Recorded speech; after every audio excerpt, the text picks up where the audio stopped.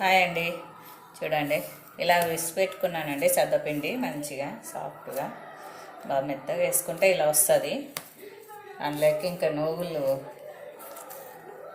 ఇలా ప్లేట్లో పెట్టుకోవాలి. నువ్వులు నల్ల నువ్వులు అండి, తెల్ల నువ్వులు అయితే రొట్టెలో కలిసిపోతుంది, కనిపించదు నువ్వుల రొట్టెలని. అందుకు నల్లవే తీసుకుంటా. నల్లవే తీసుకోండి, బాగుంటుంది. ఇలా రౌండ్ చేసుకొని బాగా ఇలా నువ్వులలో ఇట్లా ప్రెస్ చేసుకుంటే మంచిగా అతుక్కుంటాయి. ఇందా ఇలా అతుక్కుంటాయండి. దీన్ని చేసుకున్నాం.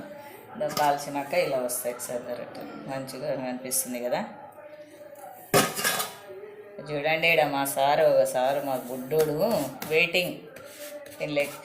మా ఇద్దరు కొడుకులు లేరండి. పెద్ద కొడుకు కొడుకు హైదరాబాద్లోనే ఉన్నారు. కోడలు ఇంకా పుట్టింటికి పోయింది.